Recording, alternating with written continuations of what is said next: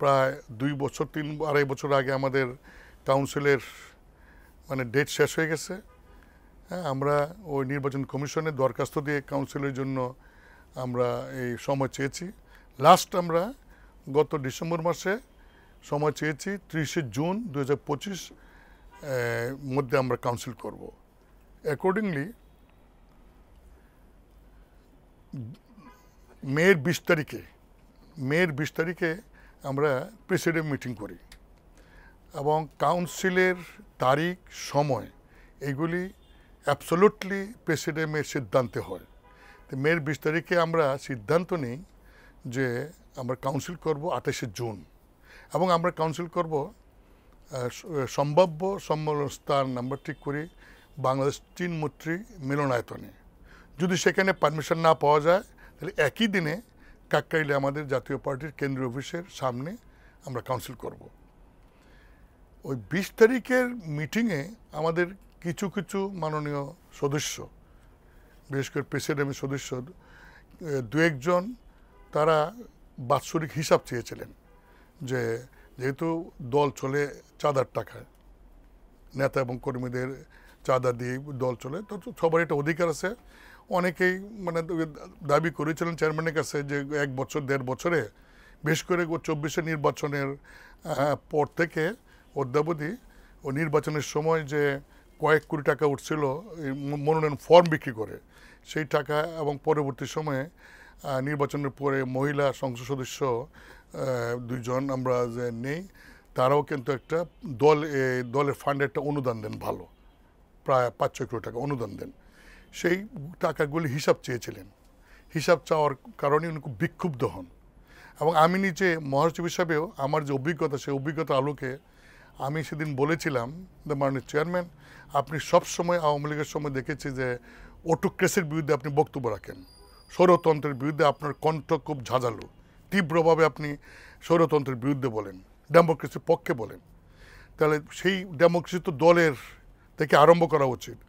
আমাদের দলের গঠনতন্ত্রের 20-1 যে ধারাটা, সেটা এমন একটা পাওয়ার যে এই পাওয়ারের বলে আপনি যা ইচ্ছে তা করতে পারেন এবং আপনি এই পাওয়ারের বলে যে কাউকে আপনি বহিষ্কার করতে পারেন, যে কাউকে নিয়োগ করতে পারেন, এমনকি আমাকেও এই পাওয়ারের বলে আপনি মহাসচিব নিয়োগ করেছেন।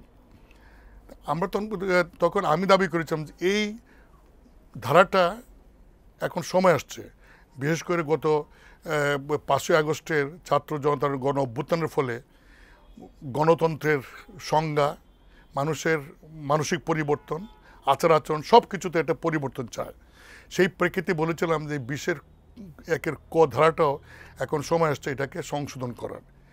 এই 20-1 ধারা সংশোধনের দাবি এবং ওই হিসাব চাওয়ার জন্য, এবং আরও 2-1 জন বলেছিলেন যে একক নেতৃত্ব না দিয়ে যৌথ নেতৃত্ব সৃষ্টি করা হোক।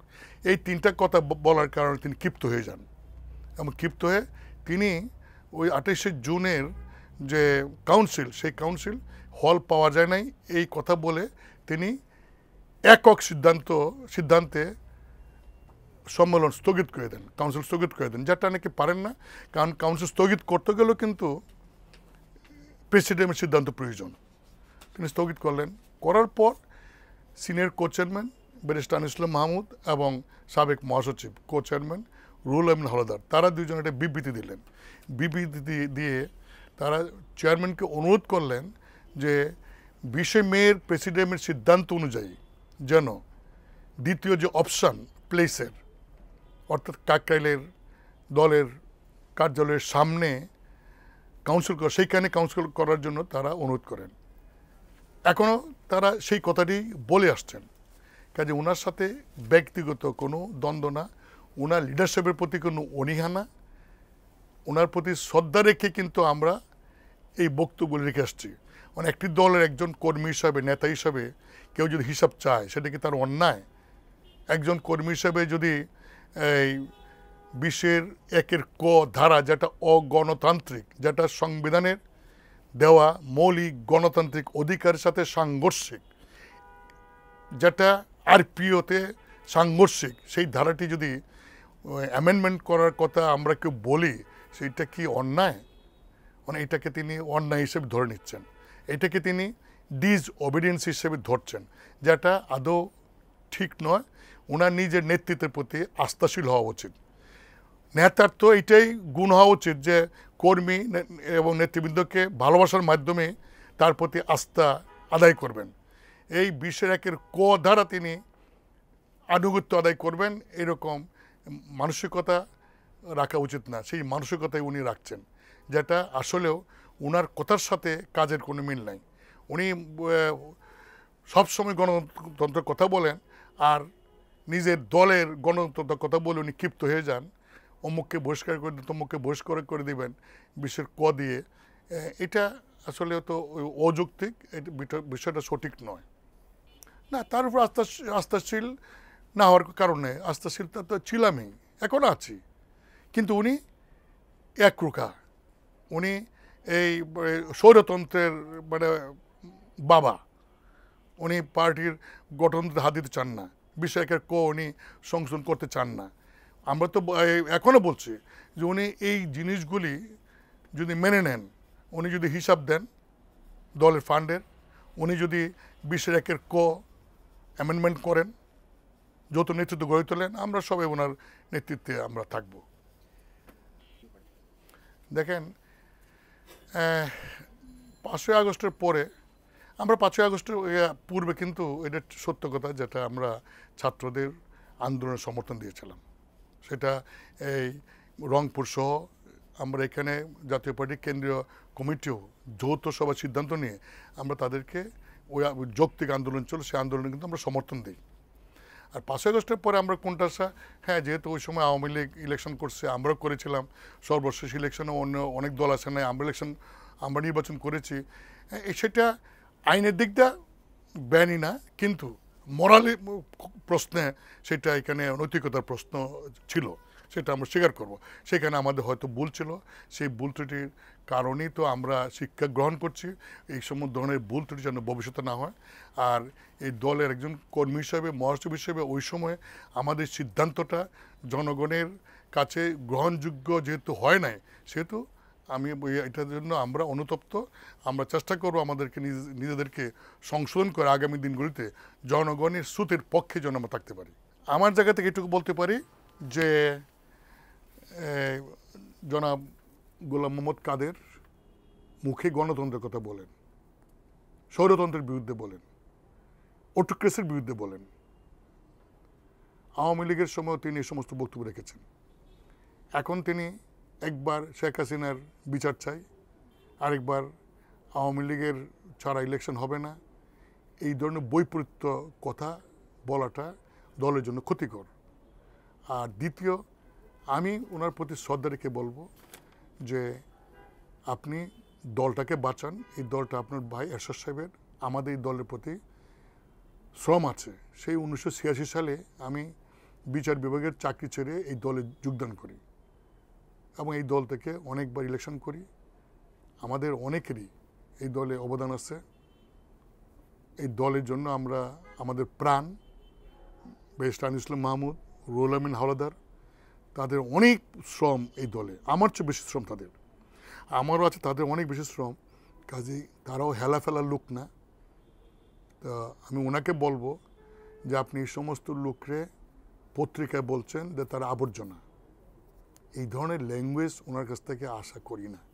এই ধরনের কথা কোনো রুচিসম্মত একজন দলের চেয়ারম্যান বা নেতার মুখে আসা ঠিক না, উচিত না। ওনাকে ভদ্র হিসাবে জানি, ভদ্র আচরণ করব এবং ওনার প্রতি আস্থা রেখে বলবো যে আপনি এখনও সময় আছে, আপনি ওই আপনার আশেপাশের কিছু অত্যন্ত নিম্নমানের, অত্যন্ত নিচু স্তরের কিছু ব্যক্তির পরামর্শ নিয়ে যেগুলি আপনি সিদ্ধান্ত নিচ্ছেন, এগুলি সঠিক না। আপনি দলের নেতৃত্বকে বিকাশের জন্য গঠনতন্ত্র প্রয়োজনীয় সংশোধন করেন, কিছুটা গণতান্ত্রিক ব্যবস্থার প্রবর্তন করেন। মানুষ এখন গণতন্ত্র চায়, দলের মধ্যেও চায়, ঘরের মধ্যেও চায়, এবং স্বচ্ছতার জন্য দলের হিসাবটা আপনি দেন কাউন্সিলে, এবং যতটুকু সম্ভব অন্তত মিনিমাম এটা যৌথ নেতৃত্বের ব্যবস্থা করেন, কাউন্সিল করেন, আপনাকে আমরা চেয়ারম্যান হিসেবে সমর্থন দেব। এটা আমি করি নাই। আপনি যেটা বলছেন সেটা এমনি মুখে মুখে শুনছি যে ব্যারিস্টার আনিস সাহেব বা আমাদের হালদার সাহেব তারা একটা প্যানেল দিতে পারেন। এইটা আসলে ওই রকম, এটা একটা আলোচনা, আসলে ওই রকম না। ওনারাও কিন্তু কাদের সাহেবের ছাড়া কখন চিন্তা করেন নাই। যে কাদের সাহেব যেহেতু এই জিনিসগুলি মেনে নেন নাই, তাই তারা বলছেন যে কাউন্সিলের যে কোনো কর্মীর, একটি দলের অধিকার আছে যে কোনো পদে প্রতিনিধিত্ব করার। তো সেখানে যদি ব্যারিস্টার আনিস সাহেব চেয়ারম্যানের মানে পদে দাঁড়ায়, চেয়ারম্যান হতে চায়, যদি তার সাথে হালদার সাহেব মহাসচিব হতে চাইতেই পারে। কাদের সাহেব চেয়ারম্যান হবেন, আমি তার সাথে মহাসচিব হিসেবে ওনার প্যানেল থাকবো, এটা আমি নিজেও বলছি। যদি গণতন্ত্র ধারাটা সংশোধন করেন, সেখানে কাউন্সিলর যাকে দিবে সেই হবে। এবং ওনার তো আস্থা থাকা উচিত যে উনি এরশাদ সাহেবের ভাই, এটি তো ওনার বড় গুণ। ওনার তো সবচেয়ে বড় গুণ কিন্তু এরশাদ সাহেবের ভাই, সেই জন্য ওনাকে আমরা সম্মান করি। আদারওয়াইজ রাজনৈতিকভাবে ওনাকে মানে আমার নেতা মানার কোনো যুক্তি বা কারণ নাই। তো ওনার তো বোঝা উচিত যে এই কাউন্সিলে ওনার যদি নিজের প্রতি আস্থা থাকে তাহলে ফেস করা উচিত, যে আসুক যে কেউ, দলের মধ্যে থেকে কেউ যদি ওনাকে বিট করতে চায় করুক না। সেই জন্য আগেই ভয়ে যদি এই লোকগুলিকে বহিষ্কার করে দেয়, অব্যাহতি দেয়, তাহলে তো বোঝা গেল যে উনি নিজের নেতৃত্বের প্রতি বিশ্বাস নাই, আস্থা নাই, কর্মীদের প্রতি আস্থা নাই।